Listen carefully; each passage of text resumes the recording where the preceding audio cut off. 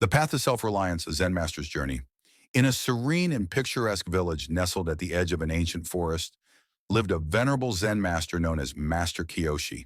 His reputation for profound wisdom and simplicity drew seekers from far and wide, each hoping to uncover the secrets of inner peace and self-reliance. Master Kiyoshi, a man of few words but deep insight, believed that true enlightenment came not from external sources, but from the quiet strength found within oneself. One crisp autumn morning, as the sun cast golden hues over the village, a young student named Hiroshi arrived at the monastery. Hiroshi was known for his keen intellect and earnest desire to understand the deeper truths of existence. However, despite his scholarly knowledge and outward diligence, he struggled with an overwhelming sense of dependence on others. He found himself constantly seeking approval, guidance, and validation from those around him, feeling lost when he was not in the presence of a mentor or a guiding figure. Upon arriving at the monastery, Hiroshi approached Master Kiyoshi with a heavy heart. "Master," he began, "I have studied many texts, and I have followed many teachers, yet I find myself perpetually uncertain.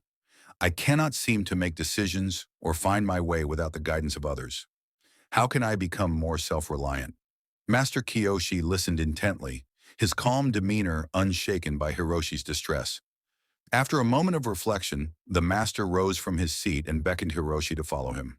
They walked together through the tranquil grounds of the monastery, leaving behind the familiar paths and venturing into the lush, untamed beauty of the surrounding forest. As they walked, Master Kiyoshi led Hiroshi to a small, serene pond nestled in a secluded clearing. The pond's surface was a mirror, perfectly reflecting the blue sky and the surrounding foliage. A single leaf floated gently on the water, drifting effortlessly with the slight ripples created by the breeze. Master Kiyoshi gestured toward the leaf and said, "Observe that leaf. It moves with the currents, guided by forces beyond its control.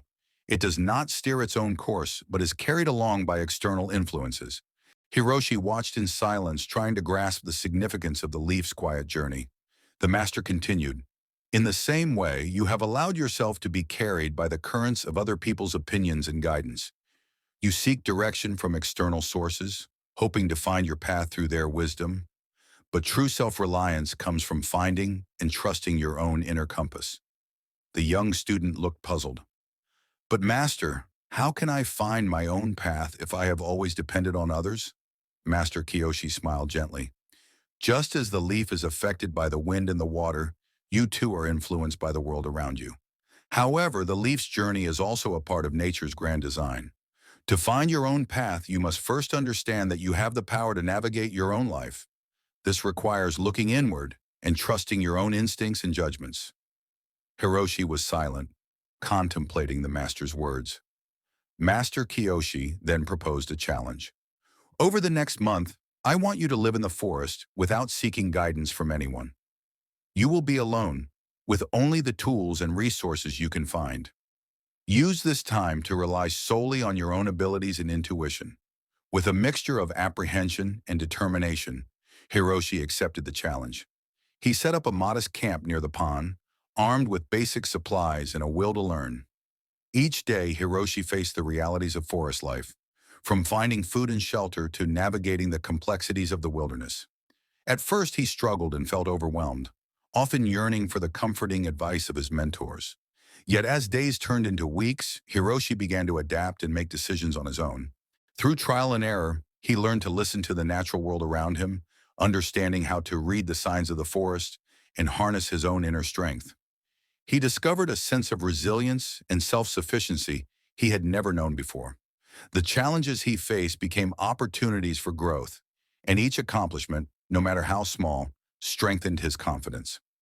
One evening, as Hiroshi sat by the pond reflecting on his journey, Master Kiyoshi visited him.